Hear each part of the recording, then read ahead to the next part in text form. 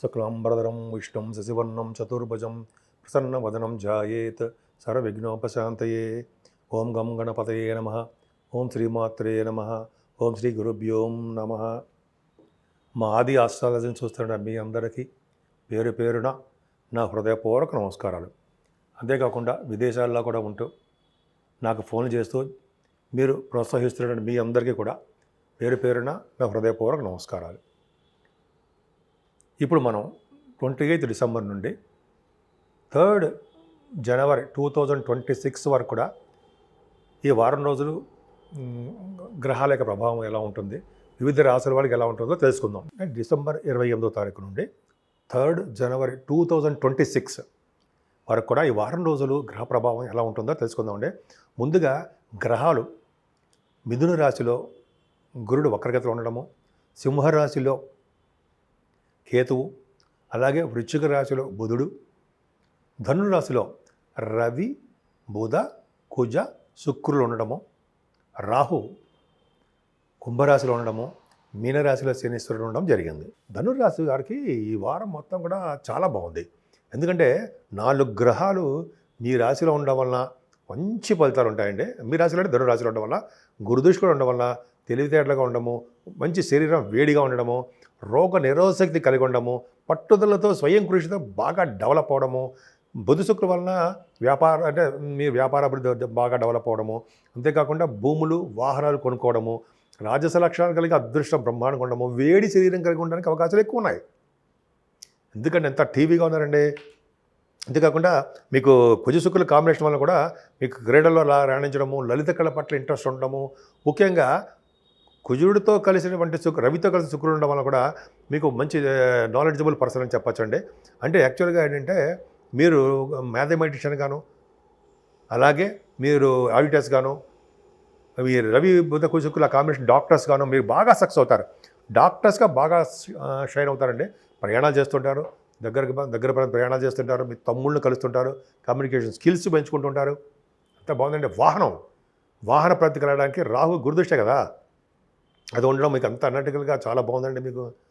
అంతేకాకుండా పనులందు పట్టుదల, శ్రద్ధ, పట్టుదల ఇవన్నీ ఎక్కువ, ధైర్యం, ముందుకు వెళ్ళిపోవడం బాగుంటుంది. ఫారిన్ కంట్రీస్ శనీశ్వరుడు తీసుకెళ్తాడు మిమ్మల్ని, ఖచ్చితంగా ఫారిన్ వెళ్తారు మీరు. అవకాశాలు ఉన్నాయండి. మీ జాతకాలు రీత్యా రాహు కనెక్ట్ అయ్యి ఉండాలి కూడాను. సో అది ఖచ్చితంగా ఉంది. కాకపోతే ఏంటంటే శనీశ్వరుడే మీకు చతుర్థ భావం ఉండడం వల్ల చదువులో ఆటంకాలు, ఆలస్యాలు, డెవలప్మెంట్ కాకుండా చేయడాలు, మీ తల్లిగారికి కొద్దిగా హెల్త్ ప్రాబ్లమ్స్, హెల్త్ ఇష్యూస్ చేయడాలు ఇవన్నీ ఉంటాయి. రైతులకు కూడా నష్టాలు రావడానికి అవకాశం ఉందండి. ఏదైనా సంతానం విషయంలో ఏమాత్రం ఇబ్బంది పడరు. ముఖ్యంగా రియల్ ఎస్టేట్ రంగంలో ఉన్న వ్యాపార అభివృద్ధి ఉంటుంది. మీకు గౌరవ మర్యాదలు ఎక్కువ ఉంటాయి, జనాకర్షణ ఎక్కువ. స్పోర్ట్స్ రంగంలో మీరు బాగా రాణిస్తారనడంలో ఏమాత్రం సందేహం లేదు. సినిమా రంగం, కళారంగంలో కూడా మంచి అభివృద్ధి ఉంటుందండి మీకు. అంతేకాకుండా మీ దాంట్లో కొంతమందికి మాత్రం పదవులు, పొలిటికల్ రంగంలో పదవులు రావడము ఎక్కువ అవకాశాలు ఉన్నాయి. ఏదేమైనా మీ హెల్త్ ఇష్యూస్ జాగ్రత్తగా చూసుకోండి. హెల్త్ ప్రాబ్లమ్స్ మీకు రావడానికి అవకాశం ఉంది. ఆరో భావాన్ని సరి చూస్తారు కాబట్టి హెల్త్ ప్రాబ్లమ్స్ ఉంటాయి. ఏదేమైనా మీకు వివాహాది వేడుకలు, వివాహ శుభకార్యాలు, వివాహాలు కుదరడాలు మీ ఇంట్లో జరగబోతున్నాయి. ఈ జనవరి నెలలో జరుగుతాయండి. డెఫినెట్గా పెళ్ళిళ్ళు కూడా అవుతాయి. అంతేకాకుండా భార్యాభర్తల యొక్క అనురాగం బాగా ఉంటుంది. ఒకళ్ళ పట్ల ఒకళ్ళ అదృష్టం ఉంటుంది. ఏదైనా భాగ్యస్థానం కేతు ఉన్నాడు కాబట్టి ఫారిన్ కంట్రీస్ వెళ్తారు, ఖచ్చితంగా వెళ్తారు మీ జాతకాలు. అంతేకాకుండా విద్య రీత్యా, వ్యాపారాల రీత్యా, షూటింగ్ల రీత్యా కూడా విదేశాలు వెళ్ళడం ఖాయము. అంతేకాకుండా తీర్థయాత్రలు బాగా చేస్తారండి మీరు, అందులో డౌటే లేదు. అంతేకాకుండా మీరు చేస్తున్న వ్యాపారాల అభివృద్ధి, రియల్ ఎస్టేట్ రంగంలో పర్ఫెక్ట్గా ధన సంపాదన ఉంటుంది. కానీ మీ ఉద్యోగపరంగా మాత్రము చాలా కష్టపడితే తప్ప మీరు సక్సెస్ అవ్వలేరు. ఎందుకంటే 10th హౌస్ లార్డ్ బుధుడు అయ్యాడు కదండి, చతుర్థ భావంలో ఉన్నాడు కదా, అది కూడా ఒక విధంగా ఫారిన్ కంట్రీస్ లెక్క. 10th హౌస్ లార్డ్ బాగున్నప్పటికీ శని దృష్టి ఉంది కాబట్టి మీకు చేస్తున్న ఉద్యోగాల్లో ఆలస్యం అయిపోవడాలు, అంటే మీ ఉద్యోగాల్లో ఆలస్యం అవ్వడం, డెవలప్మెంట్ తక్కువ ఉండడం జరుగుతుంది. అంతేకాకుండా మీరు సాఫ్ట్వేర్ రంగ ఉద్యోగస్తులు కానీ, గవర్నమెంట్ సంబంధించిన ఉద్యోగస్తులు కానీ అయి ఉంటే వాటిల్లో కొంచెం జాగ్రత్తగా ఆచితూచి జాగ్రత్తగా ఉండండి. ఎందుకంటే ఉద్యోగాలు పోవడమో, ఉద్యోగాల వల్ల ట్రాన్స్ఫర్స్ అయిపోవడమో జరుగుతుంది. ఏదేమైనా లాభాలు అధికంగా మీకు రావడానికి అవకాశం ఉందండి. ఫ్లో ఆఫ్ మనీ మీకు బాగుంది. విష్ణు దర్శనాలు, వెంకటేశ్వర స్వామి వారి యొక్క దర్శనాలు మీకు జరుగుతున్నాయి. అంటే వెంకటేశ్వర స్వామి ఆరాధన జరగడానికి అవకాశం ఉంది. బహుశా నేను అనుకోవడం మీరు ఉత్తర ద్వార దర్శనం చేసుకోవడానికి అవకాశాలు ఉన్నాయి. ధనురాశి వాళ్ళకి బుధుడు 12 భావం ఉన్నాడు కదా, ఫారిన్ కంట్రీస్ తీసుకెళ్తాడు, సన్మానాలు జరిగేది చేస్తూ ఉంటాడు, అనేక రకాలుగా మంచి చేయడానికి అవకాశం ఉంటుంది. దైవ దర్శనాలకి, శుభకార్యాలకి డబ్బులు బాగా ఖర్చు పెడతారు. దానికంటే ముందర నా పేరు వాడ్రే ఆదినారాయణరావు శర్మ. నేను ఆది ఆస్ట్రాలజీ మంది. ఆది ఆస్ట్రాలజీ నుంచి నేను జాతకాలు కూడా చెప్తూ ఉంటాను. మీరు జాతకాలు చెప్పించుకోవాలనుకుంటే మీ date of birth, time of birth, place of birth ఈ 3 ఉంటే చాలండి. తప్పకుండా మన జాతకాలు చెప్పచ్చు. అంటే జాతకాల ప్రాబ్లమ్స్, ఎంబీబీఎస్ సీట్ వస్తుందా, ఇంజనీరింగ్ విభాగాల్లో విదేశాలు వెళ్తారా, లేకపోతే మీరు వివాహాలు కానీ కుదరడము, అలాగే జాబ్స్, గవర్నమెంట్ జాబ్స్లో ఉంటాయా, అలాగే 10 రకాలుగా బిజినెస్ అలా డెవలప్ అవుతాము, రాజకీయ రంగంలో కూడా మనం వెళ్ళొచ్చా, ఇవన్నీ కూడా జాతకాల్లో ఉంటాయండి. తప్పకుండా నేనే చూస్తూ ఉంటాను. నేనే మీ పర్సనల్గా మీ ఫోన్ కూడా లిఫ్ట్ చేస్తూ ఉంటాను. ఒకవేళ ఇలా షూటింగ్లో కనుక నేను ఉంటే మీరు వాట్సాప్లో కూడా మీరు మెసేజ్లు పెట్టండి. తప్పకుండా నేను వాట్సాప్లో చూసి మీకు ఫోన్ తప్పకుండా మరీ చేస్తాను. అంతేకాకుండానండి, మనం ఈ గృహప్రవేశ ముహూర్తాలు, పెళ్ళిళ్ళ ముహూర్తాలు, అలాగే మ్యాచ్ మేకింగ్ అంటాం కదా, అంటే వధూవరుల జాతకాల పరిశీలన, అది చాలా ఇంపార్టెంట్ అండి. అది ఒకటి చేస్తాను నేను. అలాగే మీకు ఒకవేళ ఏదైనా అవకాశం మీరు చెప్పించుకోవాలనుకుంటే మాకు కింద నెంబర్ కనిపిస్తుంటే ఆ నెంబర్కి ఫోన్ చేయండి. 7075389589, 7075389589. నేను తప్పకుండా మీ ఫోన్ లిఫ్ట్ చేస్తాను.